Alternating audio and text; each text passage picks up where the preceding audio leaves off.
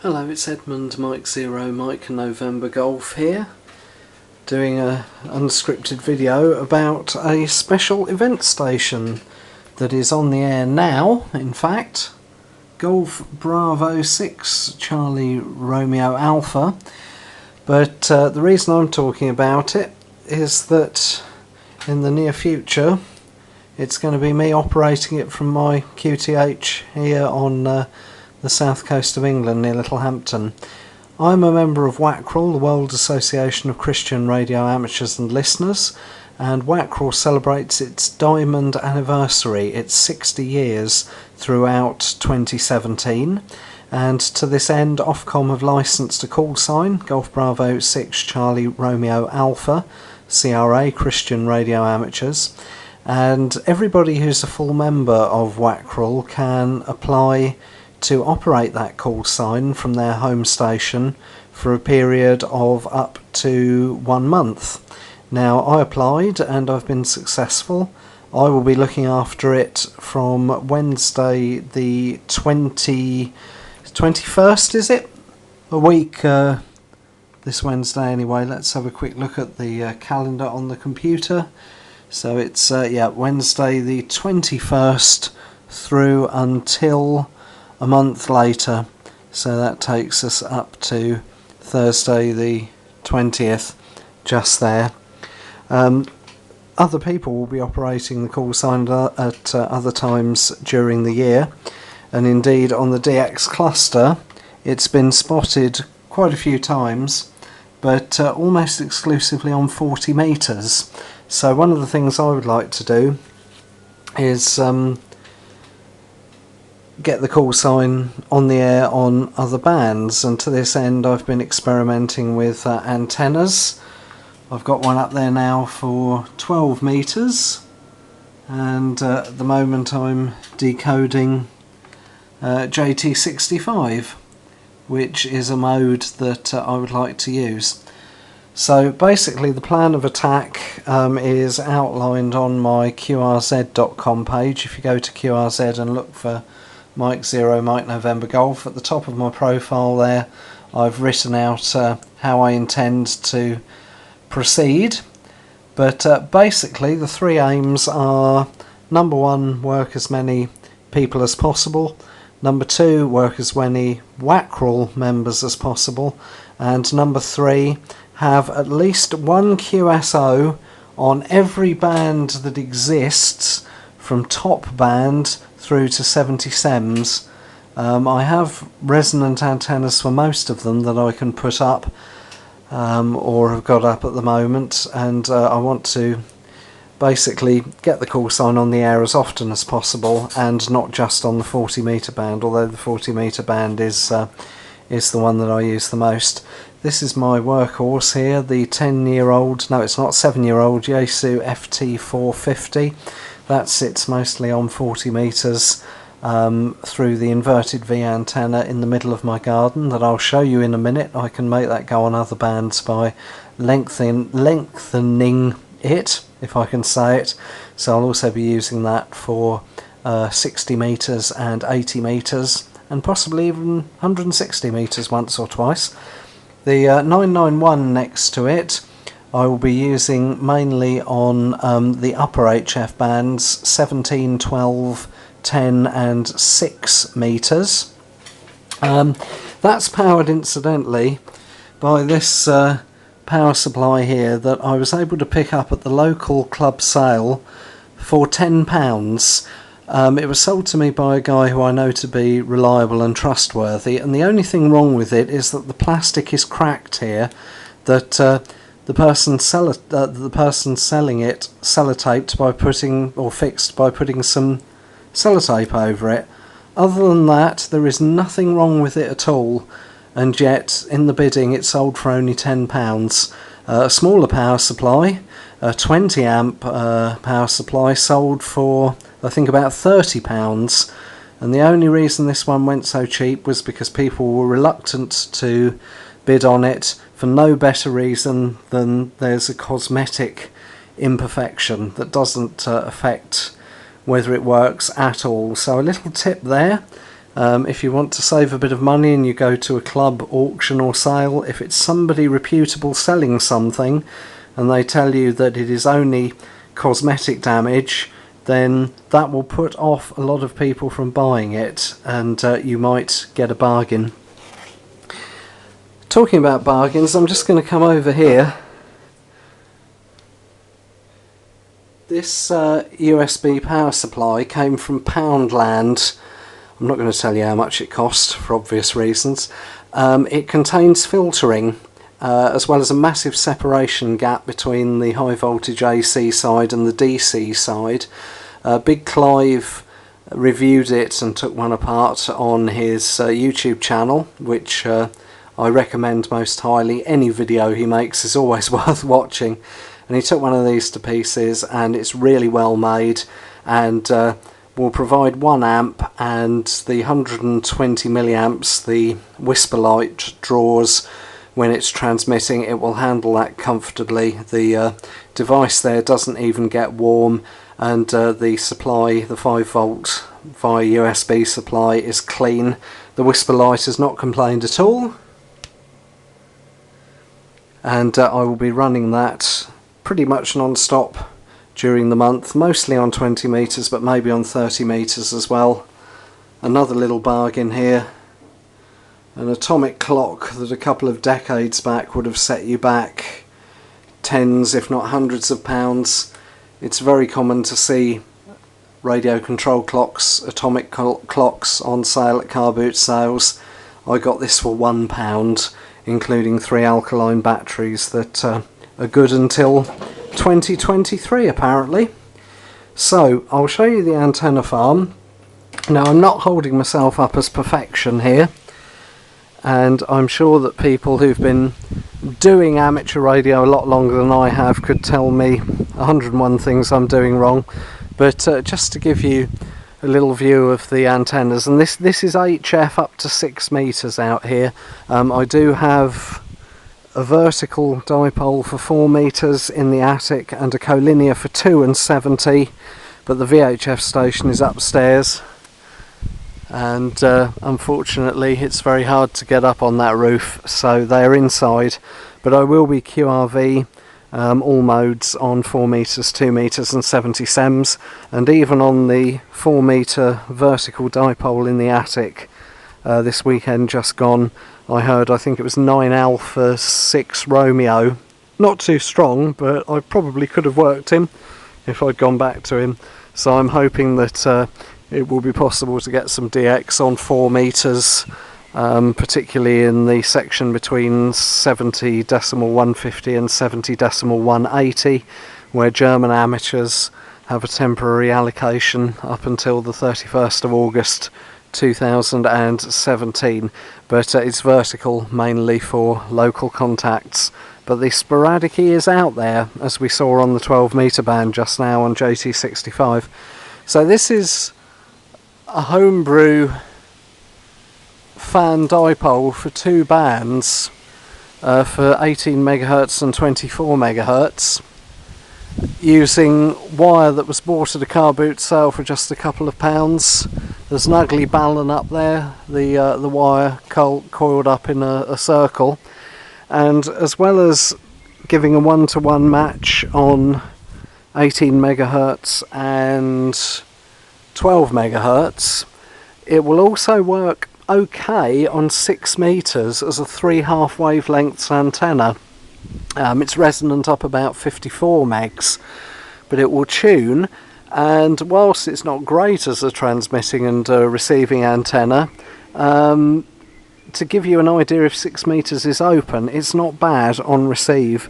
And I did use it as a whisper antenna on a couple of occasions, and I got picked up by one of the Geopark special event stations a couple of weekends back, right down on the Greek-Turkish border. So not much of a muchness, but not too bad.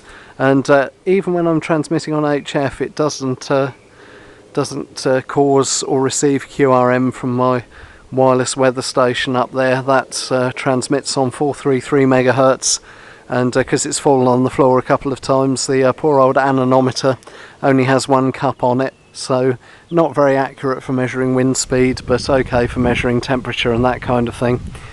This is the main antenna, and the mast came from a car boot sale, surprise surprise, for about £3 I remember. You'll often see fishing rods on sale at car boot sales, sometimes for not very much money. I see that in the recent strong winds the tree has wrapped itself round one of the legs of the dipole, which goes that way over towards the house. I'll try and get the tree removed from that before we go on the air. And the other end is tied off to a tree down here. Now ordinarily this is resonant on 40 metres. It's only a fraction of the wavelength above the ground, so it works very well as a near vertical incident skywave. But again, from a car boot sale, I bought a drum of lovely green wire there, and I cut the same length, and I can clip it or not onto the end of the 40 metre dipole. So this then runs along here, and when that is in, when that's connected, that is resonant as an 80 metre dipole, and it will also tune on 30 metres, just about, with a bit of persuasion, as well, what would it tune as a 3/2 wavelengths, something like that. I don't know, not going to do the maths. If I want to go on 60 metres, I've got a bit of wire going up this tree, which is just hanging there at the moment, but I can clip that on the end of this. So again, at this end it's just a case of wrapping one round the other if I want to turn the 40 metre dipole into an 80 metre dipole. Now obviously these are quite close to the ground and quite close to the neighbours' houses, so I wouldn't run serious amounts of power through these, particularly not if anybody was out in the garden. But for QRP, and I am mostly a QRP operation, it seems to work absolutely fine. Coming round here, the other antenna I have is a high end fed antenna, and this is the one that the whisper light is connected to most of the time. The wire goes up in the tree, and you probably can't see it, but up in there is a flagpole with the wire attached to it, and that is resonant on 20 metres, 15 metres and 10 metres, and of course the 40 metre inverted V up here will go on 15 metres as a 3/2 wavelengths antenna. However, if I'm feeling adventurous and want to go on 30 metres, there is a bit of wire running along the top of the fence there that you might just about be able to see, which is 15 metres long, so I can connect it to the box here, which has got a 9:1 balun in it from memory, and go on 30 metres with that, and 200 milliwatts of whisper into that has been picked up all over Europe, so I'm hopeful of a JT65 QSO through that antenna wire there. And then last but not least, the big beast. I've taken this down because of the very strong winds we've had recently. It's very wonky where it's fallen over a few times. It's entirely my fault. We have the 6 metre 3-element Yagi, and I'm hoping for some nice sporadic E. So I'm very pleased to be operating GB6CRA from the middle of June to the middle of July.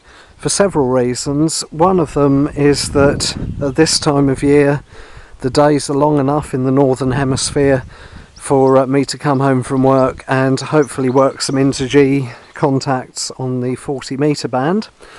The other good thing about it is that on the very first day of operation, which is the longest day of the year, Wednesday the 21st, there is a special event station. I don't know the call sign, but it's organised by Essex Ham to celebrate the summer solstice. Hopefully I can get that in the log. The following Saturday there is another Wackrell special event station on the air. From memory its call sign is Golf Bravo 3 Lima Quebec Kilo, but don't absolutely quote me on that one, and very much want to get them in the log. Also the fact we're in the summer months means that Sporadic E is alive and kicking, and I'm hoping to get some contacts on 6 metres as well as the upper HF bands. And as you saw in here earlier, there's life on 12 metres before this week. Can't remember the last time I had a QSO on 12 metres. And also earlier today, for the first time in a long time, I heard English voices on 40 metres. For the past few weeks all I've really been hearing are stations from Scotland and Northern Ireland rather than from England and Wales. So that's the idea, and I notice most of the spots have been on 40 metres so far. Not that I'm complaining about that, because 40 metres is my band of choice, but I do want to get the call sign on some other bands, and if I'm very adventurous, also 5 megs as well, I will probably call on 5363 because that's common to both the UK allocation and to the European walk allocation. I've got crib sheet in Dutch here. I don't speak Dutch, but that'll allow people to have a bit of a laugh at me speaking foreign languages. French I can do okay, Spanish sort of, and German on a good day. But last but not least, I'm going to try connecting this to my log periodic antenna and trying to work anyway, I've not managed to do it yet, through the FM satellites. Despite what it says, the 9D Plus is not full duplex, but if you transmit on UHF and receive on VHF rather than the other way around, it's just about okay. If you transmit on 2 metres and receive on 70 sems, then the breakthrough from one side to the other, it just basically wipes it out. So that's the plan. 1 QSO at least every day, as many people as possible, as many bands as possible, and ideally at least 1 QSO on every band from top band through to 70 sems. Incidentally, for top band I put the inverted V into the 80 metre configuration. Then using this little device I short the inner and the outer of the coax, the centre pin, and the outer pin then gets connected to ground, and I lay out some radials across the garden.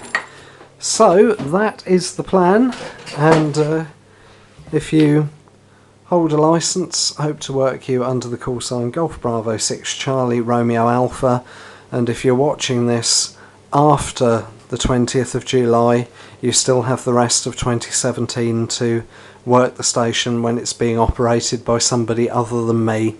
And I hope to have at least 1 guest operator at some point during the proceedings. That's Colin Golf 6 Juliet Victor Tango, who is a fellow member of Wackrell. Right, thank you for watching, and see you on the band. 73 and 501 from Edmund here, Mike 0, Mike November Golf.